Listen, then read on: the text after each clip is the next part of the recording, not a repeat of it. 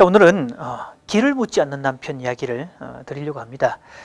이제 운전이 보편화됐으니까 아마 아내들께서 이 남편에게 운전 연수 받아본 경험들이 있을 겁니다.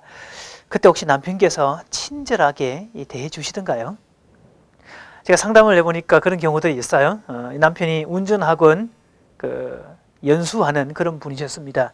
학원에서 꽤 이름난 자상하고 운전을 잘 가르쳐주기로 소문난, 그래서 아내가 내가 딴 데 돈 주느니 당신에게 받겠다, 돈도 줄일 수 있고 제대로 받을 수 있으니까 좋다 라고 했는데요, 하루도 못 가서 부부싸움으로 발전했지요. 자, 그렇게 자상하던 남편이 아내가 운전할 때는 그렇게 윽박질러대고 화를 내고 잔소리를 해대고 공격형 언어를 사용하더라는 겁니다. 도대체 왜 그런지 모르겠다. 그래서 그 아내는 상담실 와서 이렇게 부탁을 합니다. 내가 뭐 잘해달라 부탁 소리도 안 한다. 그냥 다른 여자들에게 하는 정도라만 해줘도 괜찮다. 그렇게 얘기를 합니다. 그래서 남편도 이렇게 표현을 하지요. 저도 이유를 모르겠습니다. 뭐 다른 여자분들일 때는 그냥 친절하게 갈 수 있는데 왜 아내에게만 화딱지가 올라오는지 저도 영문을 모르겠습니다. 라고 얘기를 하지요. 자, 아마 이런 경험도 있을 겁니다. 또 주차할 때도 이런 문제가 생기죠. 마트에 가서 주차하려고 남편이 운전할 때 아내가 옆에서 얘기합니다. 여보, 저기 빈자리 있어. 그럴 때 그 남편 그 빈자리에 절대 주차하지 않지요. 꼭 딴 데 찾아서 기어코 찾다가 혹시 못 찾으면 그 자리에 집어넣습니다.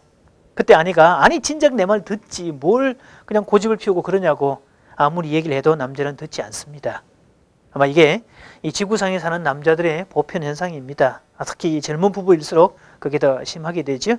자, 명백히 말씀드립니다. 고장 아닙니다. 지극히 평범한 남자들의 일상이 되는 거지요. 그렇다면 이게 왜 그럴까? 그 원인이 해결사 신드롬 때문입니다. 남자는 어떤 문제를 요청해 올 때 자신에게 어떤 해답을 요구하는 것을 생각을 하지요. 그래서 아내가 하는 모든 문제에 대해서 내가 다 해결해 줄게 라고 얘기하는 해결사 신드롬을 가집니다. 또 다른 말로 메시아 신드롬이라고 하지요. 그리고 그 일이 잘 이루어졌을 때 어깨에 힘이 들어가게 돼 있고 또 남자로서 기분 좋은 느낌을 가지게 됩니다.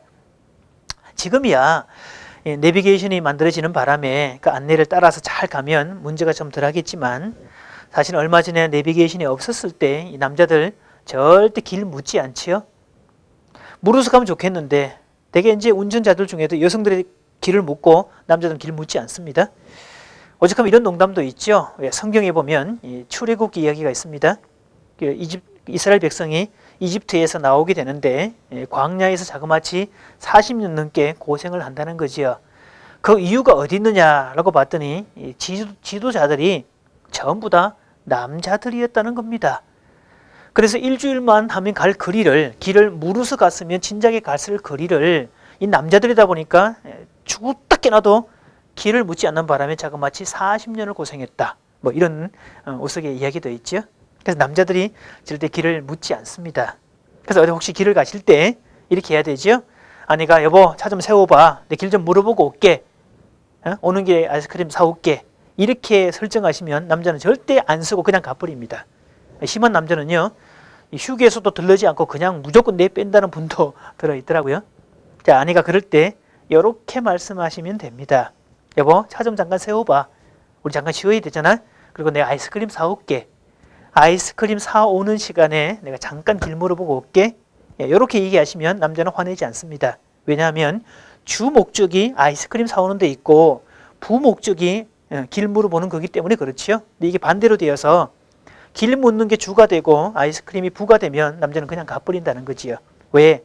능력이 없는 남자로 비칠 수 있다는 겁니다. 이 자존심 괜히 상해하고 짜증을 낸다는 거죠. 자, 운전할 때 아내들은 그 남편의 운전 실력에 대해서 그렇게 얘기를 하십시오. 저희 아내도 눈치가 빨라가지고요. 늘 이렇게 얘기를 합니다. 내가 여러 차를 타보지만 당신이 운전할 때가 내가 가장 편하다고. 그래서 이 차만 타면 내가 잠이 온다고. 그러면서 또 잠자는 거 있죠. 자, 얄밉긴 하지만 그렇게 말을 해주는 아내 그렇게 밉지 않습니다. 그래서 아내들은 접대용 멘트라도 괜찮으니까 당신이 운전하는 차가 가장 편안하고 정말 주차하는 거 예술이더라. 야, 나는 그 주차하는데 그렇게 어려운데 당신은 그 어려운 주차 공간을 어쩜 그렇게 잘하는지 정말 존경스럽다라고 몇 마디 해주십시오. 그리고 차 탈 때마다 접대용이라도 그 작업하시면 효과는 만점입니다. 안에서 괜히 삐지고 화내게 하는 것보다 미리 약을 먹이는 건가요? 칭찬을 해주어서 남편이 운전 잘할 수 있도록 하는 거 서로가 좋은 일이 되겠지요. 그래서 여성들은 남편을 이용하는 방법이 뽀빠이 살려주세요라고 부르는 올리브 전법이라고 합니다. 남자들에게 이거 하세요, 이거 해야 되는 거 아니야? 라는 머스터 법칙을 사용하면 대부분 튕겨나갑니다. 그럴 때 아내가 뽀빠이 도와주세요 라고 얘기하면 남자분은요, 근육이 막 불뚝불뚝 올라서면서 뭔데 그래, 내가 도와줄게 하면서 달려온다는 거지요. 그래서 밖에 나갔을 때 다른 여성분들이 내 남편 보고 뭔가 도와달라고 할 때 남편은요, 여보 잠깐 기다려봐, 내가 도와주고 올게. 정말 잘 도와주죠? 근데 그때 내가 여보 이거 좀 해줘 라고 할 때 남편은 도와주지 않죠. 그럴 때도 여보 나 좀 도와주세요 라고 언어를 바꾸셔야 됩니다. 그럴 때 남자들은 뭔데 그래, 아유 그런 걸 가지고 그래 라고 얘기하게 돼 있죠.